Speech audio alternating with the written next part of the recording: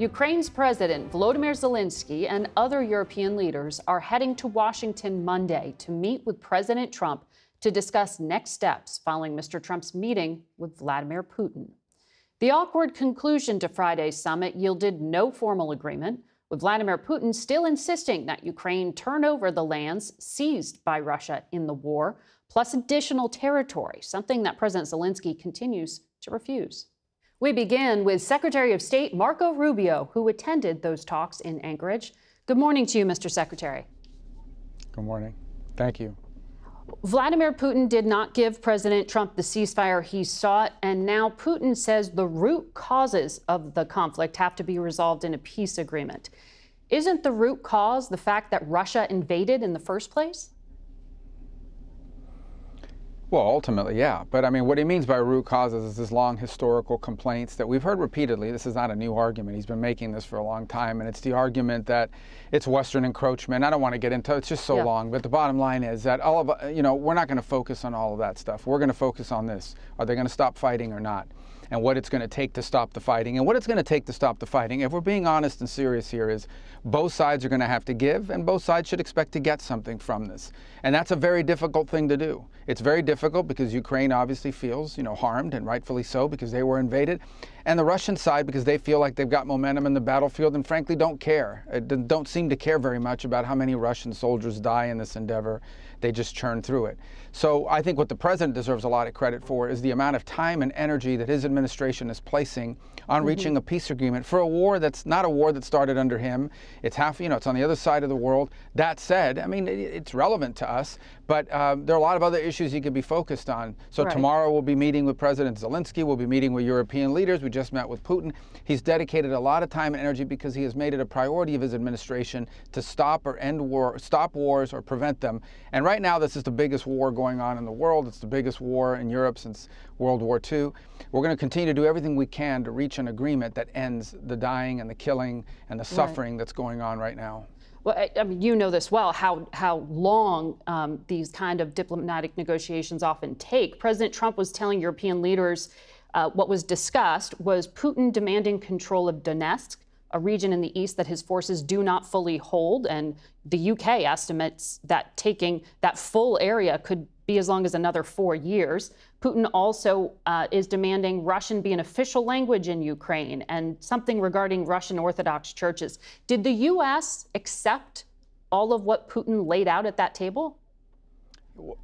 The United States is not in a position to accept anything or reject anything because ultimately it's up to the Ukrainians. They're the ones that Russia has to make peace with. Well, the president said he did come to It's up to the Ukrainians to make these conditions.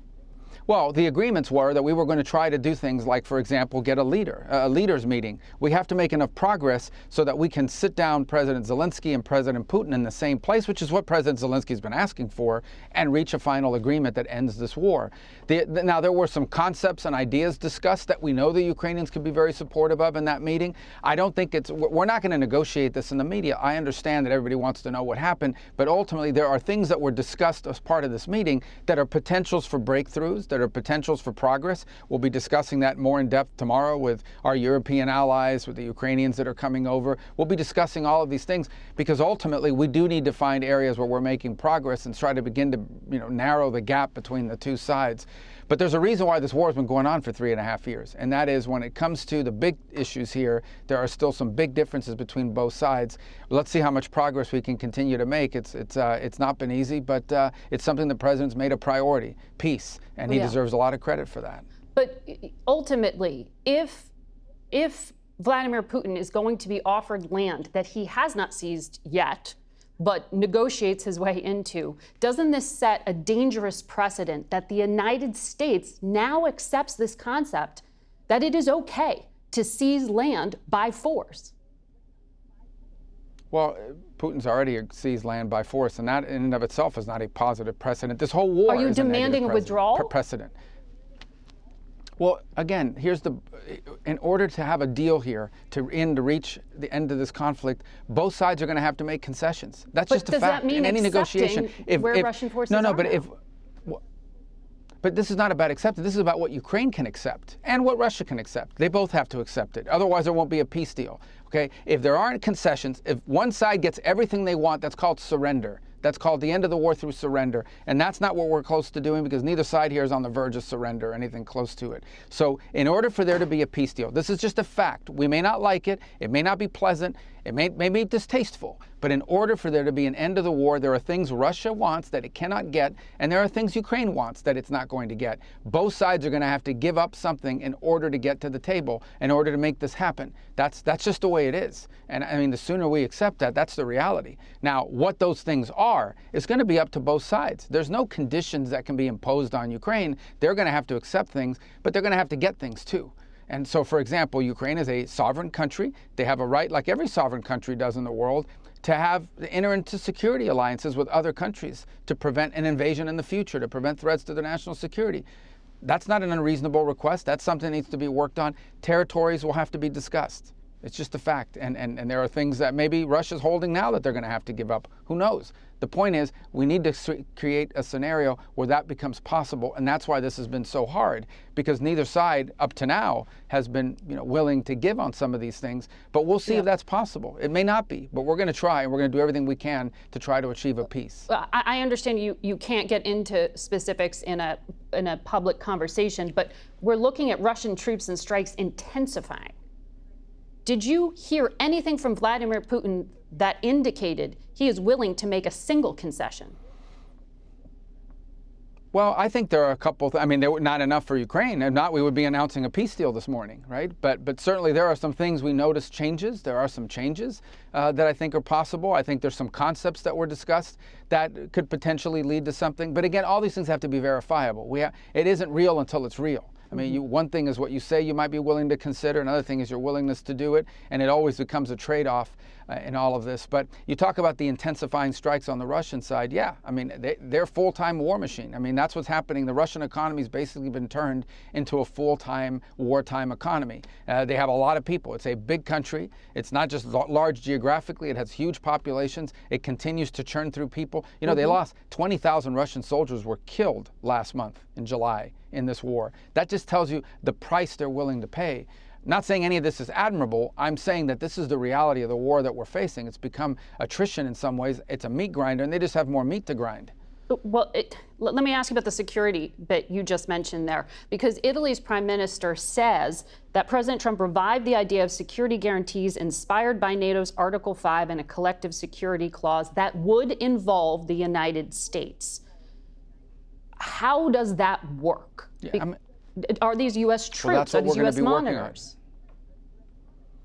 Well, that's what we're going to be working on. That's one of the reasons why, I talked yesterday to all the national security advisors, a bunch of them from the different European countries. There are European leaders coming here tomorrow, heads of state coming tomorrow, along with President Zelenskyy, to discuss this in more detail. I mean, the constructs of something like this needs to be built out. It's a concept is one thing. The reality, how it's built and how it would work is another.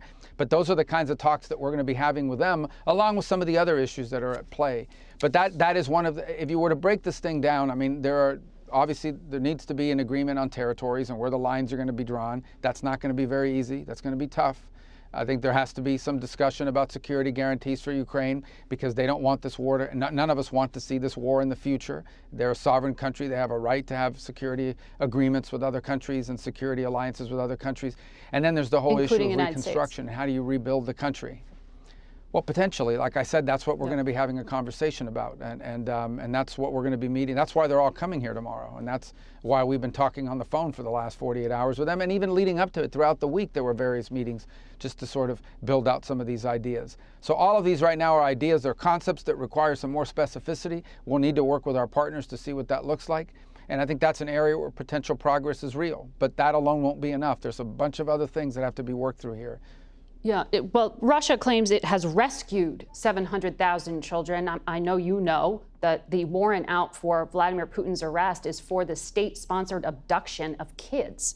I've seen estimates there are something like 30,000 Ukrainian children who have been abducted. Is the United States demanding, or at least even just as a statement of goodwill here, that Russia return these children?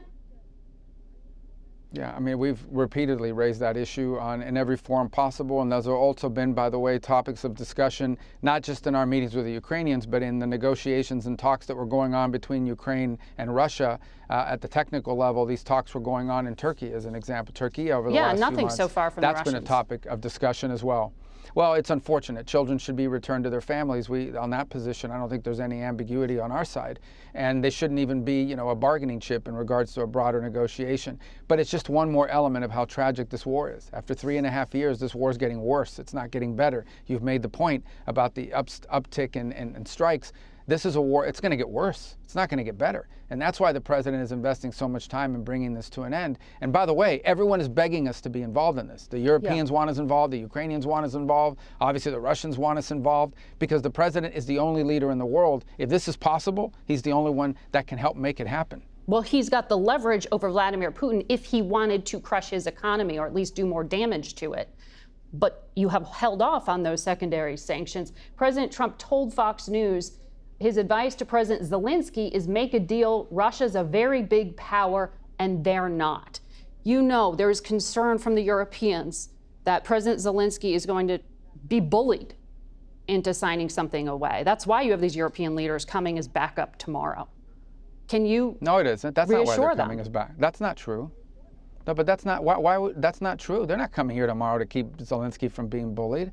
They're well, not that coming. February in fact, Oval they're Office coming meeting here in tomorrow front of television cameras where President Zelenskyy Do you know how many meetings we've had since then? Oh, no, I know, and I was just up in Alaska watching the one with then. Vladimir Putin where a red carpet rolled out No, but for the with Russian leader. Zelenskyy, we've had more meetings. We've had one meeting with Putin and like a dozen meetings with Zelenskyy. But that's not true. They're not coming here tomorrow to keep Zelenskyy from being bullied. They're coming here tomorrow because we've been working with the Europeans. We talked to them last week. There were meetings in the UK over the previous weekend. And they said President Trump was going to demand a ceasefire as early as Thursday. No. But you said that they're coming here tomorrow to keep Zelenskyy from being bullied. They're not coming here tomorrow. Oh, this is such a stupid media narrative that they're coming here tomorrow because Trump is going to bully Zelenskyy into a bad deal. We've been working with these people for weeks on this stuff. They're coming here tomorrow because they chose to come here tomorrow. We invited them to come. We invited them to come. The president invited them to come. But the president told those European leaders last week that he wanted a ceasefire. The president went on television, said he would walk out of the meeting if Vladimir Putin didn't agree with one. He said there would be severe consequences if he didn't agree to one. He said he'd walk out in 2 minutes. He spent 3 hours talking to Vladimir Putin, and he did not get one. So there's some mixed obviously messages. things happened during that meeting. Well, because obviously look, our goal here is not to stage some production for the world to say, oh, how dramatic, he walked out. Our goal here is to have a peace agreement, to end this war, okay? And obviously we felt, and I agreed, that there was enough progress, not a lot of progress, but enough progress made in those talks to allow us to move to the next phase. If not, we wouldn't be having Zelenskyy flying all the way over here. We wouldn't be having all the Europeans coming all the way over here. Now understand and take with a grain of salt, I'm not saying we're on the verge of a peace deal, but I am saying that we saw movement, enough movement to justify a follow-up meeting with Zelenskyy and the Europeans, enough movement for us to dedicate even more time to this. You talk about the sanctions. Look, at the end of the day, if peace is not going to be possible here, and this is just going to continue on as a war, people will continue to die by the thousands. The president has that option to then come in and impose new sanctions. But if he did this now, the moment the president puts those additional sanctions, that's the end of the talks. You've basically locked in at least another year to year and a half of war and death and destruction. We may unfortunately wind up there, but we don't want to wind up there. We want to wind up with a peace deal that ends this war so Ukraine can go on with the rest of their lives and rebuild their country and be assured that this is never going to happen again. That's the goal here. We're going to do everything possible to make that happen if it's doable. It will require both sides to make concessions. It will require both sides to get things they're asking for. That's how these deals are made, whether we like it or not. Before I let you go quickly, why did the State Department just announce that they're halting visitor visas for all Gazans coming here for medical aid? Why would some of these kids, for example, who are coming to hospitals for treatment be a threat? Well, first of all, it's not just kids. It's a bunch of adults that are accompanying them. Second, we had outreach from multiple congressional offices asking questions about it. And so we're going to reevaluate how those visas are being granted, not just to the children, but how those visas are being granted to the people who are accompanying them. And by the way, to some of the organizations that are facilitating it. There is evidence been presented to us by numerous congressional offices that some of the organizations bragging about and involved in acquiring these visas have strong links to terrorist groups like Hamas. And so we are not not going to be in partnership with groups that are friendly with Hamas. So we're going to pause those visas. There was just a small number of them issued to children, but they come with adults accompanying them, obviously. And we are going to pause this program and reevaluate how those visas are being vetted and what relationship, if any, has there been by these organizations to the process of acquiring those visas. We're not going to be in partnership with groups that have links or sympathies towards Hamas. Secretary of State Marco Rubio, we have to leave it there for this morning. Thank you for joining us. Thank you.